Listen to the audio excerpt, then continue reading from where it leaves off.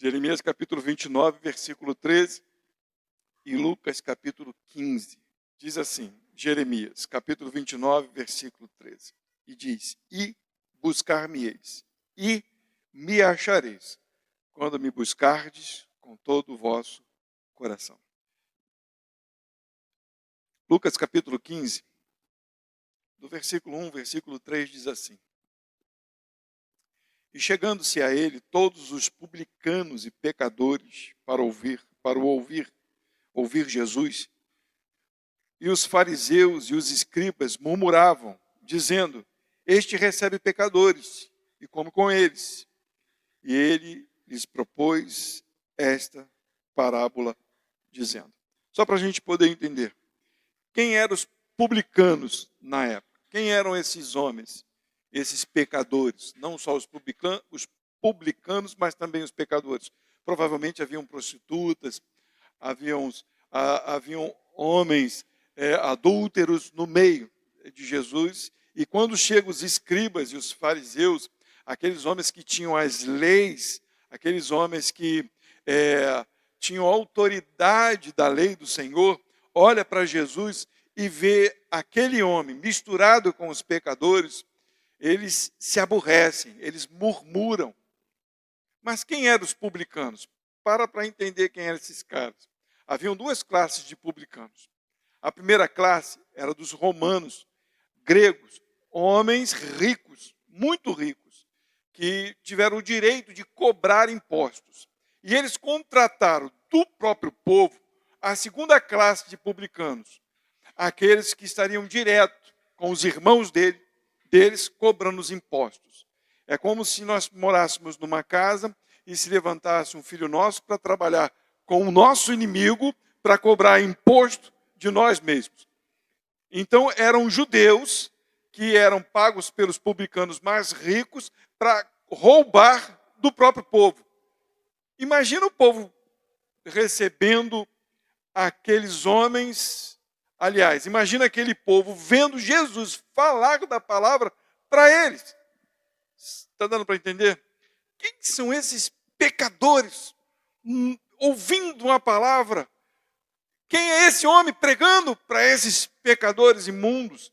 Homens que nos roubam, homens que se dizem nossos irmãos estão nos roubando. Então a história começa aí. E Jesus lhes propõe parábolas. Jesus vai lhes falar parábolas. Ele vai falar sobre 3 parábolas. O que é a parábola? A palavra é uma narrativa alegórica para transmitir uma mensagem indireta. A gente conta uma história para tocar no ponto em que a gente quer tocar, ok? Sem dar nome aos bois, correto? Eu vou contar uma alegoria, mas eu quero com esta alegoria indicar algo, mostrar algo para alguém, correto?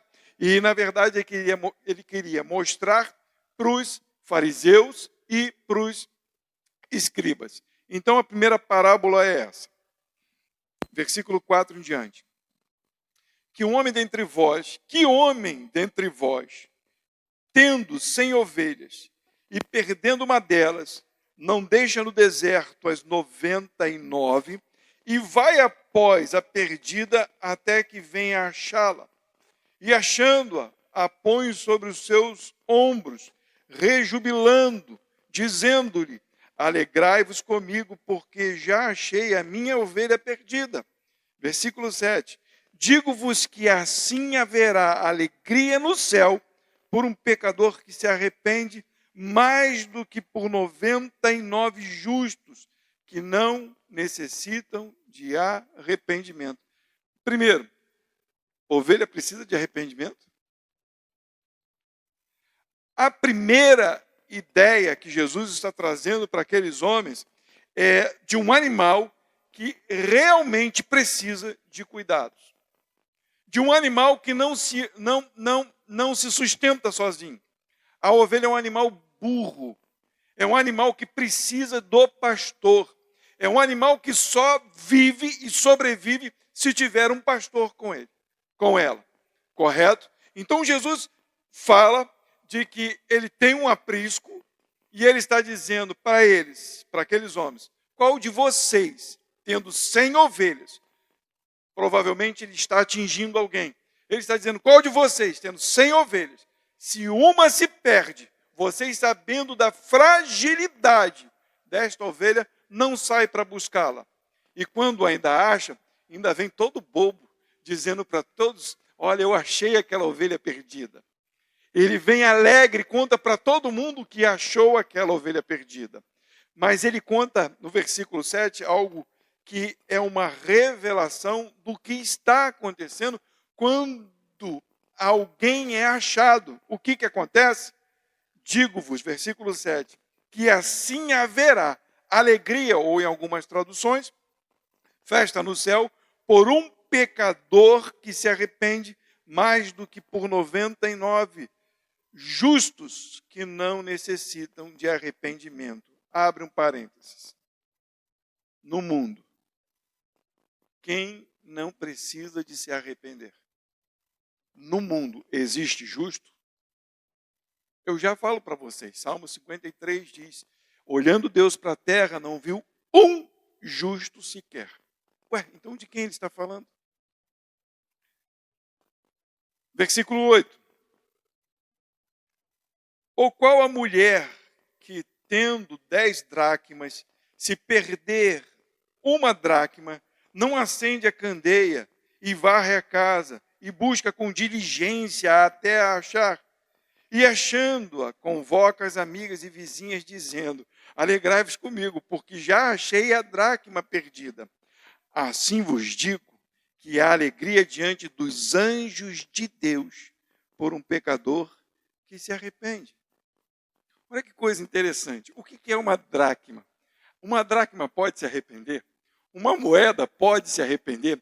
Olha a alegoria que Jesus está usando, a parábola que Jesus está usando, e dizendo que há alegria nos céus, diante dos anjos de Deus, por uma moeda, por uma dracma. O que era uma dracma? Uma dracma era um salário do dia. Era um salário, era o pagamento do dia.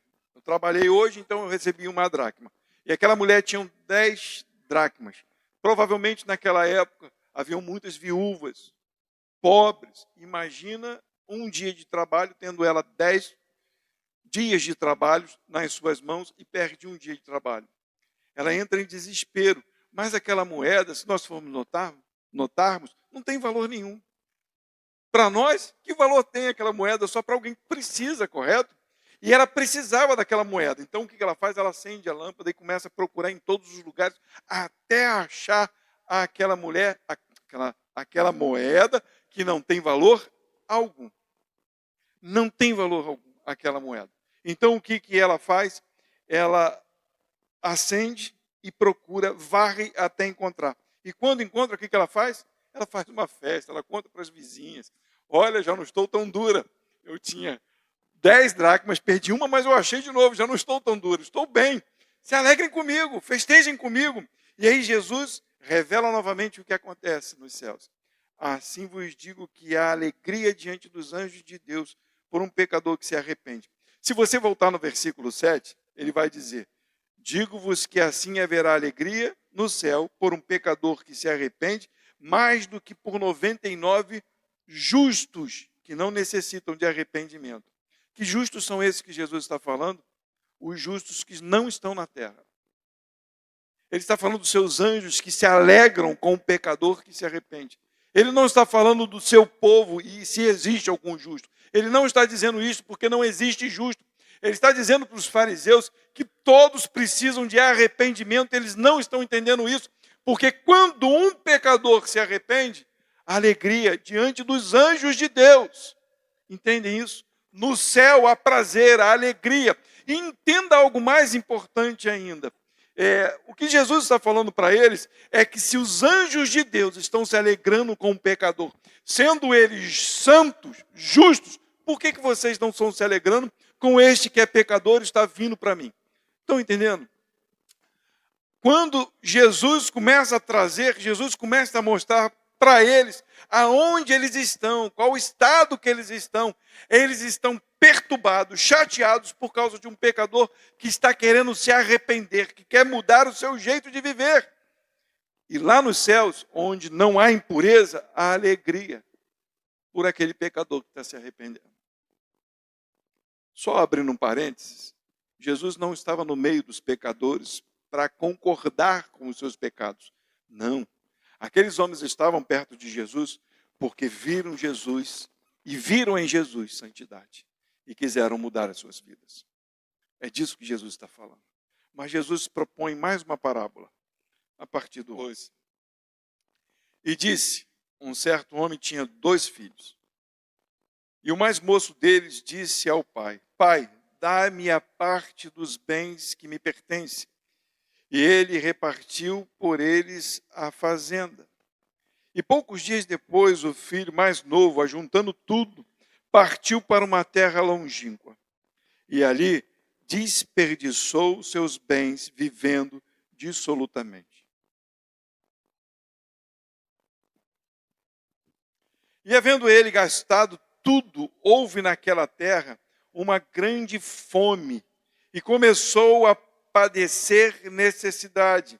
E foi e chegou-se a um ancião, a um dos cidadãos daquela terra, o qual o mandou para os seus campos apacentar porcos, e desejava encher o seu estômago com as bolotas que os porcos comiam, e ninguém lhe dava nada. Para entender uma coisa, isso aqui é muito legal. Para quem ele está direcionando a parábola? Para os fariseus e para os escribas, correto? Olha o que ele faz agora uma jogada. Ele fala que o pai que é rico tem 2 filhos, e os filhos têm riquezas. Um filho fica com a riqueza do pai. Ele está falando dos fariseus e dos escribas. Estão junto do pai. Mas o outro, os publicanos, vai para fora e quer gastar a riqueza do pai.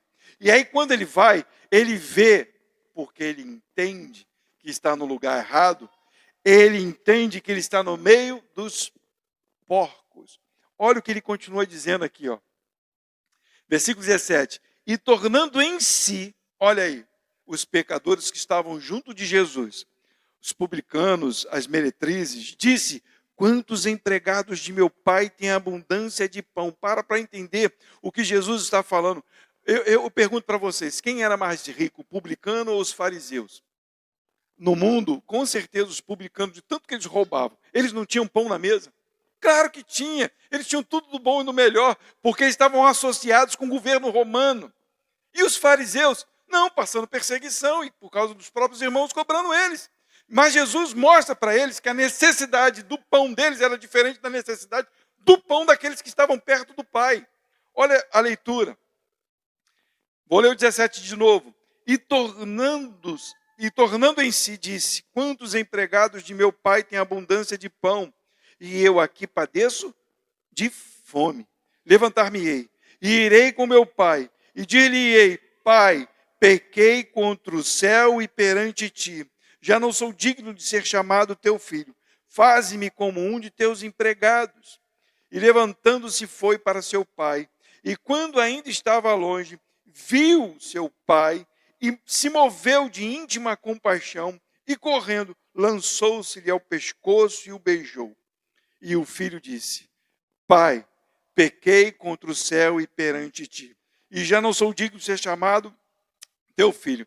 Mas o pai disse aos seus servos, trazei-me depressa a melhor roupa, e vestiu-lhe, e ponde-lhe um anel na mão, e sandália nos pés, e trazei o bezerro cevado, o melhor bezerro gordo, e matai-o, e comamos, e alegremo-nos, porque este meu filho estava morto e reviveu. Tinha se perdido, e foi achado. E começaram a alegrar-se. E o seu filho mais velho estava no campo, e quando veio e chegou perto da casa, ouviu a música e as danças, e chamando um dos servos, perguntou-lhe, que era aquilo? E ele disse, veio teu irmão, e teu pai matou um bezerro bonito, gordo, porque o recebeu são e salvo. Mas ele se indignou e não queria entrar. Percebe o que Jesus está falando? Jesus agora está mostrando para eles exatamente aquilo que está acontecendo. Ali, Jesus está com os pecadores, Jesus está com os publicanos, e quem chega ali para dizer, o que está acontecendo aí? Que festa é essa daí? Os fariseus e os escribas. O que está acontecendo? Que bagunça é essa? E aí Jesus os convida. São os pecadores. Vem participar. E eles, não quero nem estar perto disso. Jesus está mostrando, indicando o erro deles. Olha lá, versículo 29. E saindo o seu pai, rogava-lhe que entrasse com ele. Mas respondendo ele, disse ao pai, eis que te sirvo há tantos anos, sem nunca transgredir o teu mandamento, e nunca me deste um cabrito para alegrar-me com os meus amigos. Sabe o que ele está falando? Olha, os meus amiguinhos, aqueles que fecham comigo, nunca se alegraram comigo por nada de que o Senhor me deu.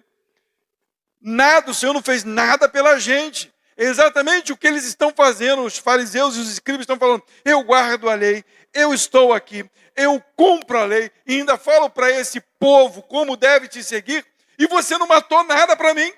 Mata um bezerro para eles, alimenta ele, esse pecador. Jesus está indicando o pecado deles, e ele continua dizendo, vindo porém este teu filho, que desperdiçou os teus bens com as meretrizes, vindo este teu filho, que agora trabalha para quem? Para Roma, a meretriz. Você ainda mata um bezerro para ele? Mataste o bezerro cevado? E ele disse, filho, tu sempre está comigo e todas as minhas coisas são tuas. Mas era justo alegrarmos-nos e folgarmos, porque este teu irmão estava morto e reviveu, e tinha se perdido e achou. Nas duas primeiras parábolas, a pessoa tem que buscar, correto? O pastor tem que buscar e a mulher tem que procurar. Todos dois procuram para achar, correto? Mas na segunda parábola, o pai não sai para buscar. Não sai para buscar. Sai para buscar? Não, de forma nenhuma. O pai está em casa esperando. Agora, o versículo que nós lemos no começo, ele diz assim, Jeremias capítulo 29, versículo 13. E buscar-me-eis e me achareis, quando me buscardes com todo o vosso coração. Quando a gente busca para encontrar. A gente não para, a gente busca. E quem a gente busca? A gente busca alguém que a gente sabe que é necessário encontrar. A gente busca ao Senhor. Esse versículo está falando exatamente de buscar ao Senhor. E ele diz, e serei achado. Porque ele diz, e achareis. Ele está dizendo que vocês sabem o local onde procurar, porque vocês vão me achar. Mas ele diz, quando vão achar? Ele diz a forma pela qual vocês vão achar. Quando me buscardes com todo o vosso coração. O que acontece é que, na verdade, Deus nunca deixou que as pessoas o procurassem sem que antes ele o achasse, o pecador. Na verdade, quem vai ao encontro é Deus, nunca foi o homem. Jesus foi ao encontro dos pecadores e os pecadores ouviram a voz de Jesus. E por ouvir a voz de Jesus, acharam Jesus. E entenderam que Jesus estava falando palavras que eram palavras de transformação. Então, essas parábolas, elas vêm ao encontro do nosso coração para tentar nos mostrar que Deus, que nos achou, agora quer de nós um coração arrependido. É interessante que a primeira parábola, o pastor vai de encontro à ovelha. Uma ovelha que não tem nenhuma facilidade de se defender. Uma ovelha que é burra. Na segunda, vai uma mulher de encontro à sua moeda. Eu posso aqui, sem medo de errar, não dizer que é o que Jesus está falando, mas eu posso dizer que o bom pastor acha a sua ovelha e que a sua igreja acende a lâmpada para trazer de volta aquele que foi perdido. Mas que aquele que vem, que está perdido, ele vem porque se arrepende do seu pecado. E o Pai está esperando. O Pai que já o achou. o pai nunca o abandonou.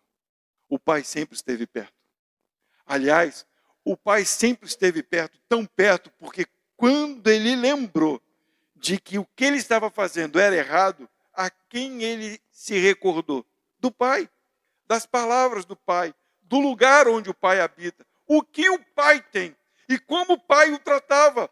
Então ele entende pela presença do pai, que não é física, mas é espiritual, que ele precisa voltar para aquele que está diante dele, o próprio Deus. Essa palavra, essas parábolas, elas revelam exatamente de que quando Deus vai ao nosso encontro, é impossível não voltar a Ele. É impossível não se render a Ele. É impossível não o buscar. E não o buscar com todo o coração. Quando a gente entende que Ele diz, quando me buscardes com todo o vosso coração, quer dizer com o seu arrependimento. Não como os escribas e os fariseus, mas como alguém que entende que está longe. Não como alguém que acha que sabe, mas como alguém que sabe que não sabe. Como uma ovelha que necessita do seu pastor. É como se de repente a ovelha cismou, viu um buraco aberto e saiu pela cerca. E foi embora. Mas a miserável não sabe o caminho de volta. Porque ela saiu e não percebeu que o pastor não estava falando. E foi. E ficou tão longe que o pastor teve que ir buscá-la, porque ela nunca poderia chegar de volta ao aprisco. Ele está dizendo que nós somos assim. Se ele não fosse nos buscar, se ele não fosse ao nosso encontro, jamais retornaríamos ao aprisco. Se a igreja não intercedesse, se a igreja não estivesse orando, se a igreja não acendesse a lâmpada não é da beleza da igreja, porque a igreja ela depende do Cristo, depende do salário do Cristo, e o salário do Cristo são as almas perdidas para a igreja. Então, quando ela perde o que ela faz?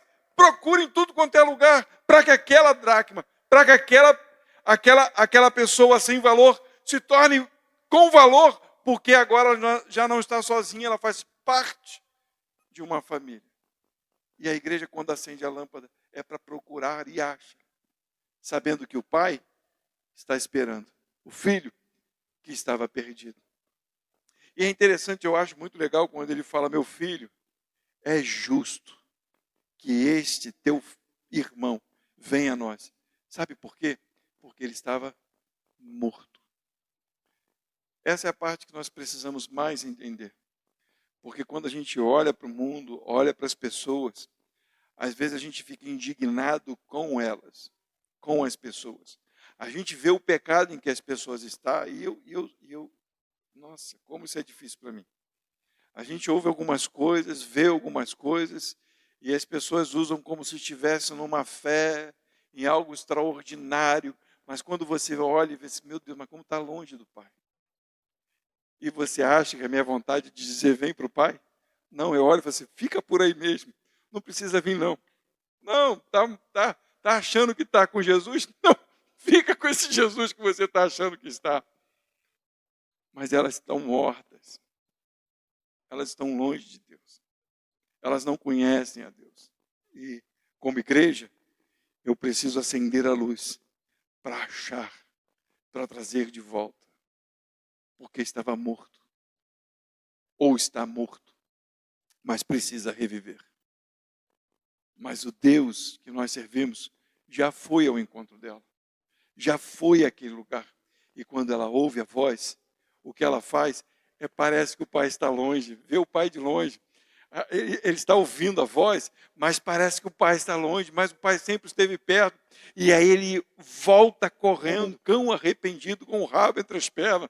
Olha, não sou digno de ser chamado teu filho. Faz-me como um de teus empregados. E o que ele faz? Ele mata um bezerro cevado. Ele mata um bezerro cevado para o alimentar, para dar agora de comer o que é melhor. Porque ele estava comendo das bolotas dos porcos, de Roma. Ele estava comendo do sistema, da meretriz. Mas o Senhor agora mostra para ele, esse é o alimento que você precisa. E lhe dá anel, dizendo compromisso, tem um compromisso, tem uma aliança contigo. E dá novas vestes. Tira a imundície, tira a porcaria que está sobre ele, para que ele seja agora tratado novamente como filho.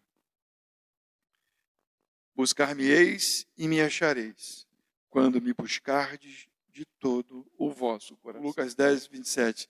Mas essa passagem de Jeremias, essa passagem é quando Deus manda o povo para o cativeiro e levanta Jeremias para dizer para aquele povo: vocês vão para a Babilônia.